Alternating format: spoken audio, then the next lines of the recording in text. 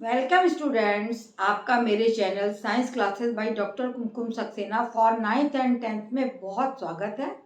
और आज मैं बच्चों 9th का 3rd चैप्टर का परमाणु एवं अणु में आपको बताने जा रही हूँ कि रासायनिक सूत्र जो है वो कैसे लिखते हैं। राइटिंग केमिकल फार्मूला जो रासायनिक सूत्र हम बनाते हैं तत्वों को मिला के उन्हें कैसे लिखा जाता है, उनको लिखने की क्या पद्धति होती है। जब दो या दो से अधिक तत्व मिलाए जाते हैं तो किस तरह से उनको बैलेंस किया जाता है और कैसे लिखा जाता है, इसको हम कहते हैं राइटिंग ऑफ केमिकल फार्मूला। तो इस सबसे पहले हम क्या करेंगे कि दोनों तत्वों तथा आयनों को, माना कैल्शियम है नाइट्रेट है ना, दोनों तथा उदाहरण ले लीजिए कि Fe और SO4 है ना, इससे समझ लीजिए Fe SO4 ये दो तत्व हैं। एक है आयरन, सल्फर और ऑक्सीजन। इसमें 3 तत्व मिले हुए हैं, लेकिन ये अलग आयन है, सल्फेट और आयरन अलग आयन है। तो सबसे पहले हम दोनों तत्वों को क्या करेंगे, हम आयनों के प्रतीकों को तथा तत्वों को हम पहले पास पास लिख देते हैं। आयरन सल्फेट का हमें फार्मूला बनाना है तो हमने क्या करा कि दोनों को हमने पास पास लिख दिया है ना। तो ये इसका नाम क्या है, फेरिक सल्फेट। इसका नाम क्या होता है, फेरिक सल्फेट। फेरिक का मतलब आयरन की वेरिएबल बैलेंसी। आयरन की बैलेंसी 2 भी होती है और आयरन की बैलेंसी 3 होती है। तो सबसे पहले क्या काम किया गया कि जो हमारे जो आयन थे उनको हमने, ये धनायन को ज्यादातर किधर लिखते हैं, इस ओर लिखते हैं, और ऋणायन को हम इस साइड में लिखते हैं। यानी धनावेशित मूलकों को हमेशा इधर बाईं ओर लिखा जाता है और ऋणावेशित मूलकों को दूसरा नंबर पे दाहिनी ओर लिखा जाता है। पहला काम क्या किया कि हमने आयनों को पास पास लिख दिया। दूसरा काम क्या किया, धनावेशित मूलकों को हमने बाईं ओर लिख दिया और ऋणावेशित मूलकों को हमने हमेशा दाईं ओर हमें लिखना पड़ेगा। अब इसके बाद तीसरी चीज हमें क्या करना है कि इन मूलकों की, इनकी कुछ संयोजकता होगी, उनको इनके ऊपर हम लिख देंगे। यानी आयरन की संयोजकता क्या है, +3। आयरन की संयोजकता +3 है और सल्फेट की संयोजकता है -2। ठीक है, इतनी बात आपको समझ में आ गई। कैसे लिखा हमने, पहले नाम लिखा, उसके बाद हमने आयंस को लिख दिया, फिर 3rd नंबर पे हमने आयनों की संयोजकता को लिख दिया। 3 स्टेप हमारे हो गए। और चौथा स्टेप क्या होगा कि इन संयोजकताओं को विकर्ण नियम है ना, डायगोनल, क्या कहलाता है, डायगोनल लॉ। इसको बोलते हैं डायगोनल लॉ या विकर्ण नियम। विकर्ण नियम क्या होगा अभी बताती हूँ आपको। विकर्ण नियम इस पे हम अप्लाई करेंगे और क्रॉस कर देंगे, यानी आयरन का गुणा 2 से और सल्फेट का गुणा 3 से। तीनों स्टेप आपको क्लियर हुए। सबसे पहले तत्व लिख के और जो आयन है उनको लिखा गया। दूसरी बात, धन आयनों को हमने बाईं ओर लिखा और ऋण आयनों को हमने हमेशा दाईं ओर लिखना है। और तीसरा काम हमें क्या करना है कि विकर्ण लॉ के नियम से हमने इनकी वैलेंसीज को जो लिखा है, इनके ऊपर वैलेंसीज को लिख दिया और इसके बाद इनको क्रॉस हमने गुणा कर दी। तो हमारा ये फार्मूला बन जाएगा। Fe में 3 लग जाएंगे, Fe3SO4 का होल ट्वाइस।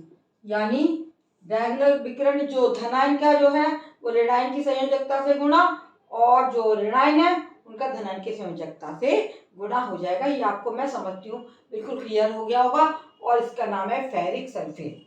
ये होता है हमारा केमिकल फार्मूला लिखने का तरीका। दूसरा उदाहरण बताती हूँ, अमोनियम कार्बोनेट। अमोनियम पहला हो गया फेरिक सल्फेट, दूसरा हो गया अमोनियम कार्बोनेट। अमोनियम कार्बोनेट,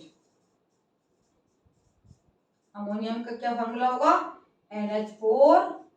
थोड़ा सा दूर लिखेंगे इसको हम, जिससे कि आपको क्लियर हो जाए। दूर दूर देखेंगे तो आपको ज्यादा पता लगेगा।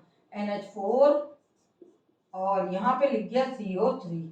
यानी ये हमारे क्या हैं, ये हमारे ऋणायन है और ये हमारा धनायन है। ठीक है, समझ में आ रहा है आपको। धनायन हमारा क्या है, NH4 और ऋणायन है हमारा CO3। तो ये हो गया अमोनियम कार्बोनेट। इसकी वैलेंसी है -2 और इसकी है +1। तो ये हमारा फार्मूला क्या बन जाएगा, NH4 का होल ट्वाइस, ये बनेगा NH4 डायगोनल गुणा NH4 की 2 से और CO3 की 1 से। NH4 का होल ट्वाइस, और ये बन गया हमारा CO3। CO3 की 1 से गुणा होगी तो ये बन गया NH4 का होल ट्वाइस और CO3। मैं समझती हूँ आपको बिल्कुल क्लियर हो गया होगा। फिर भी यदि आपको क्लियर नहीं होता तो आगे भी आप मेरे से कमेंट बॉक्स में पूछ सकते हैं कि मैडम ये कैसे आपने किया है। तीसरा उदाहरण लेते हैं हम फेरिक नाइट्रेट। ठीक है, ferric nitrate, ferric nitrate, ferric का फार्मूला हो गया आयरन और नाइट्रेट का हो गया NO3। ठीक है, तो फेरिक की यहाँ पे आयरन की हमारी जो, जैसे आपको नाम से पता लग रहा है, आयरन की यहाँ पे कितनी वैलेंसी है, इसकी वैलेंसी है +3 और नाइट्रेट की वैलेंसी है, यहाँ बिल्कुल क्लियर देख लीजिए, नाइट्रेट की कितनी है, ये है आपका -1। तो ये हो जाएगा, इसका फार्मूला बनेगा Fe3NO3। फेरिक नाइट्रेट आयरन की 3 वैलेंसी और Fe का हमने NO3 का 3 से कर देंगे, सॉरी उल्टा कर दिया मैंने, Fe का 1 से गुणा, NO3 का 3 से गुणा, तो ये हो जाएगा Fe का 1 ही रहेगा और NO3 को हमें 3 से गुणा करना है, FeNO3 का होल थ्राइस। समझ में आया कि NO3 जो हमारा मूलक है, कौन सा मूलक है हमारा, ये ऋणात्मक मूलक है, इसकी 3 से गुणा, और आयरन जो है धनात्मक मूलक है, इसकी 1 से गुणा, तो हो गया FeNO3 का होल थ्राइस। ये कहलाता है फेरिक नाइट्रेट। अब अगला है aluminium oxide. Aluminium oxide, aluminium oxide, aluminium को हम Al से शो करेंगे और ऑक्साइड को हम O से शो करेंगे, है ना। एल्युमिनियम ऑक्साइड, एल्युमिनियम जो है ये हमारे धनात्मक है और ऑक्सीजन जो है हमारा ऋणात्मक मूलक है। एल्युमिनियम का +3 से और O का -2 से। आप उतारी कराओगे वो कुछ आप लेके आए, बस रखते जाइए। एल्युमिनियम का +3 और O का -2 से, ऑक्सीजन का -2 से। फिर डायगोनल रिलेशन, यानी O का 3 से और Al का 2 से, ये हमारा फॉर्मूला बन जाएगा Al2, है ना, O3, एल्युमिनियम ऑक्साइड। आप देख रहे हैं बिल्कुल क्लियर, एल्युमिनियम ऑक्साइड Al2 और O3, ये हमारा बन गया एल्युमिनियम ऑक्साइड। इस तरीके से हम फार्मूले लिखते हैं। अब हम आगे चलेंगे, कैल्शियम फॉस्फेट, ये हमारा हो गया 5वां, कैल्शियम फॉस्फेट। कैल्शियम हो गया Ca और फॉस्फेट हमारा हो गया PO4, ये ऋणात्मक मूलक और ये धनात्मक मूलक। कैल्शियम का जैसा कि आप जानते हैं कितना होता है, +2 और फॉस्फेट का -3 होता है, -3। तो कैल्शियम का 3 से गुणा और PO4 का 2 से गुणा, तो ये हो जाएगा हमारा, इसको जब हम गुणा करके लिखेंगे तो ये बन जाएगा हमारा Ca2PO4 का होल थ्राइस।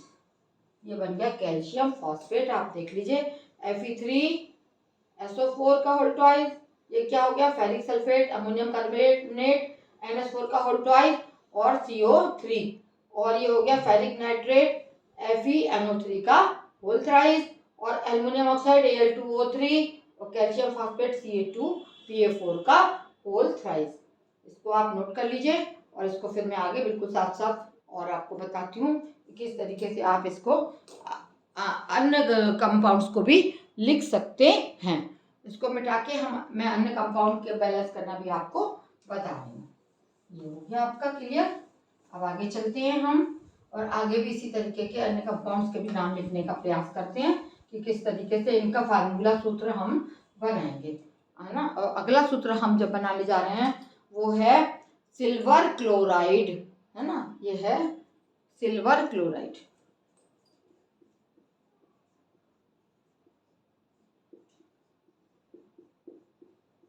सिल्वर आप जानते हो चांदी को कहते हैं, क्लोराइड जो है यानी Ag और Cl दोनों मूलक इसमें मिले हुए हैं, तो Ag को हम लिख देंगे Ag और Cl।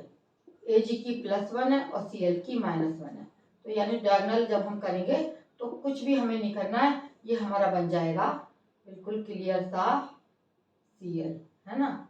Cl क्लोरीन को सही से क्लियर करके लिख देती हूँ मैं Cl। ये बन गया Ag का भी 1 से गुणा AgCl, ये हो गया हमारा सिल्वर क्लोराइड। ठीक है, ये आपको बिल्कुल समझ में आ रहा होगा। इस दोनों की चूंकि वैलेंसी एक है तो किसी में भी हमने कुछ नहीं लगाया, ये बन गया AgCl। आगे चलते हैं sodium bicarbonate. Sodium bicarbonate,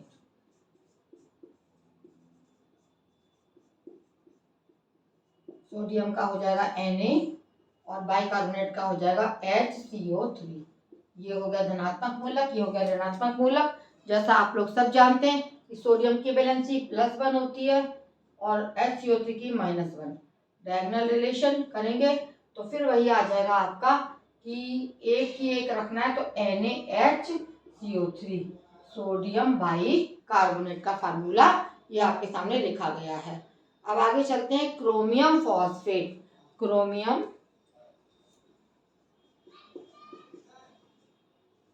phosphate, chromium का फार्मूला, क्रोमियम आयन क्या होते हैं Cr और फॉस्फेट होते हैं PO4। ये +3 है और ये -3 है, ये अम्लीय मूलक, ये क्षारीय मूलक है, तो वही -3।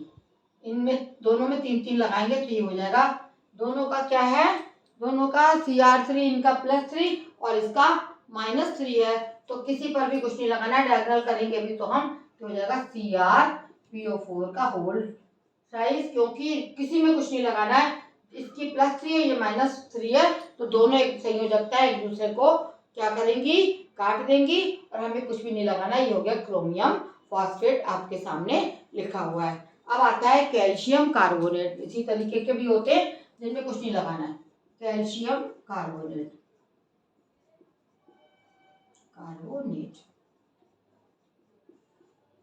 कैल्शियम कार्बोनेट में ठीक उसी तरीके से CaCO3, कैल्शियम जो है इसका जो है +2 होता है और इसका -2, तो डायगोनल जब हम करेंगे तो दोनों एक दूसरे को काट देंगे और ये हो जाएगा CaCO3 कैल्शियम कार्बोनेट का फार्मूला। ये आप नोट कर लीजिए, लिख लीजिए और इसको समझ लीजिए।